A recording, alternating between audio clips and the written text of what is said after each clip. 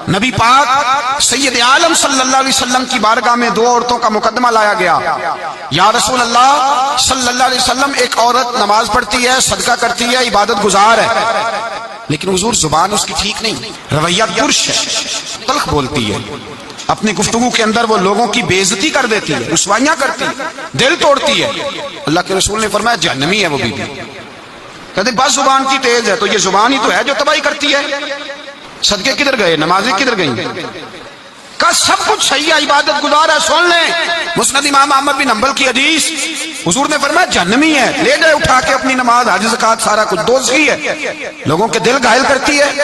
عرض کی حضور مدینے کے فلانے محلے میں ایک بوڑھی اماں رہتی ہے، یا رسول اللہ غریب ہے، پنیر کے خشک ٹکڑے صدقہ کرتی ہے، بیچاری بوڑھی ہے، زیادہ نفل نہیں پڑھ سکتی، لیکن حضور اس کی زبان بڑی اچھی ہے، اپنے لب و لہجے پہ کنٹرول کرتی ہے، کسی کو تکلیف نہیں دیتی. میرے رسول پاک نے فرمایا جا کے اسے خوشخبری دے دو کہ اللہ کے رسول فرماتے ہیں رب تجھے ضرور جنت عطا فرمائے گا. ایک شخص نے مجھے کہا کہ میں بیمار ہو گیا ہوں، فلاں آدمی مجھ سے ناراض ہے، میری صلح کرا دیں، زندگی کا پتہ نہیں. میں نے ان سے گزارش کی، میں نے کہا یار صلح کر لیں. وہ کہہ رہا ہے، کہنے لگے میں آپ کے کہنے پہ صلح کر لیتا ہوں، لیکن جو لفظ اس نے کہے تھے وہ مجھے بھولتے نہیں.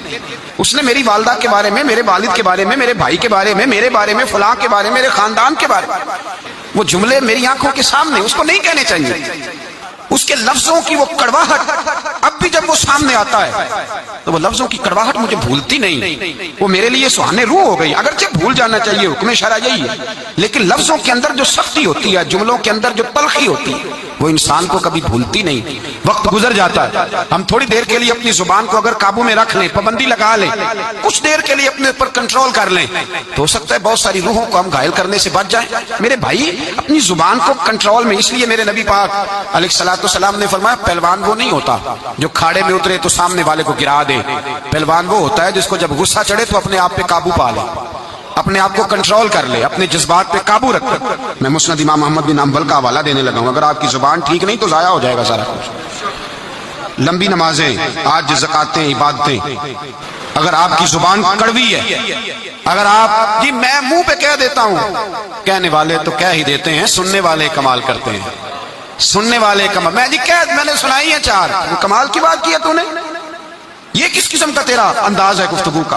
درجنوں لوگ کیس لے کے آتے ہیں شام کو علماء کے پاس، تو آپ کسی عالم سے جا کے پوچھیں کہ صاحب صبح کے 20 اور درجنوں کیس آئے تو کیا مسئلہ پوچھا لوگوں نے؟ تو مسئلہ یہی ہے کہ میں غصے میں طلاق دے بیٹھا ہوں. قابو ہی نہیں ہے. خاتون بات کرتی ہے تو اتنا سخت جملہ کہہ دیتی ہے، اور خامد کے پاس پہلے ہتھیار موجود ہے، وہ تو کہتے ہیں مجھے ماں بدولت کوئی چھیڑ دیا ہے، مجھے نواب صاحب کو آپ نے کہہ دیا چلو طلاق طلاق طلاق، فارغ، چھٹی ہو گئی. میرے نبی پاک سید عالم صلی اللہ تعالی علیہ وسلم نے کبھی کسی شخص کی سخت گفتگو کے جواب میں بھی سخت جملہ نہیں بولا. نرم گفتگو کرتے، نرم بات کرتے.